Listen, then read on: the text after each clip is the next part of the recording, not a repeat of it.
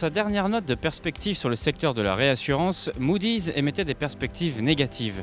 L'agence de notation prévoit en effet que la baisse tarifaire pourrait se poursuivre en 2016, 2017 et même 2018. Pour en discuter, je rejoins Stanislas Rouillet de Moody's.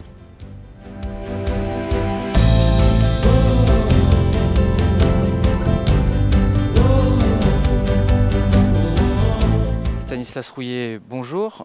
Première question, donc vous avez émis des perspectives, Moody's a émis des perspectives négatives sur le secteur de la réassurance. Pour quelles raisons? Eh bien, la raison principale, c'est qu'on voit encore une détérioration de la tarification de la réassurance.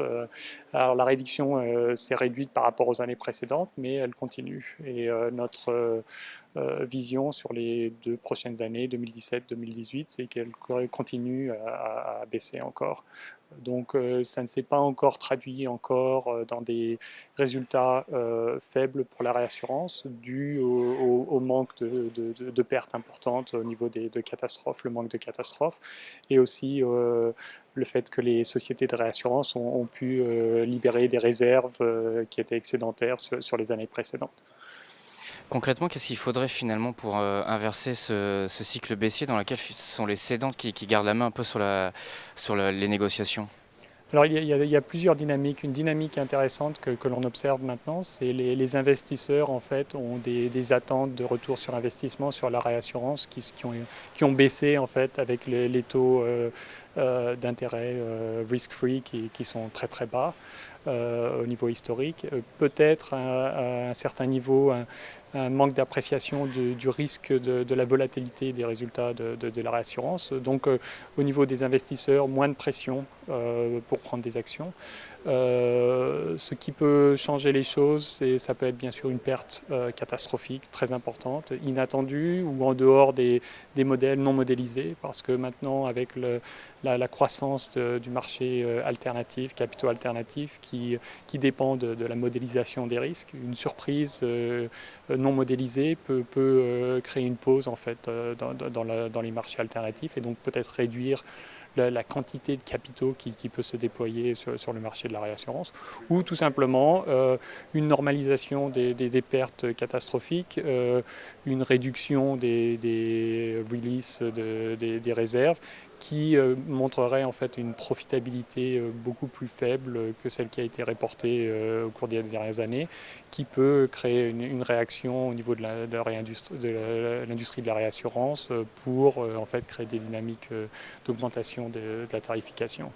Mais bon, on ne voit pas ça arriver rapidement.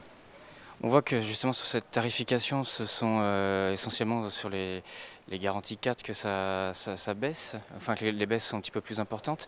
Est-ce que ça veut dire que les monoliners qui sont essentiellement axés sur ces risques-là sont dans une situation plus compliquée entre guillemets que les réassureurs plus diversifiés? Oui, c'est vrai que la diversification en dehors des risques 4 aide beaucoup les réassureurs. On voit des réassureurs tels que SCOR qui voient la valeur d'avoir des expositions vie et 4 qui leur permet non seulement de gérer mieux le cycle individuel, mais aussi d'avoir une diversification qui leur permet d'avoir des retours diversifiés, des retours sur investissement diversifiés plus intéressants que d'autres personnes. Cela étant dit, on voit des pressions au niveau des prix au-delà des risques 4. Et là, c'est quelque chose qui même va affecter les réassureurs qui sont beaucoup plus diversifiés que ceux qui sont concentrés sur les risques 4. Il y a un risque également dont on parle régulièrement au RVS, encore cette année, c'est le risque cyber. Pourtant, on a l'impression que le marché avance assez peu sur cette question-là. Comment vous l'expliquez? Ce qui est intéressant pour nous, c'est que en fait, les plus grands risques cyber sont les risques dont on ne parle pas beaucoup. Ce sont les risques qui sont les risques latents sur les contrats qui existent actuellement. Donc ce qui est proposé en contrat spécifique cyber, c'est des contrats relativement limités en taille et qui ne répondent pas vraiment toujours aux attentes des assurés, surtout quand les assurés ont sur leur contrat actuel une couverture plus ou moins implicite des risques cyber et qui n'a pas les mêmes limitations que l'on voit sur les nouveaux contrats qui sont proposés. Stanislas Rouillet, merci. Quant à moi, je vous retrouve très vite pour une nouvelle vidéo au cœur des RVS à Monaco.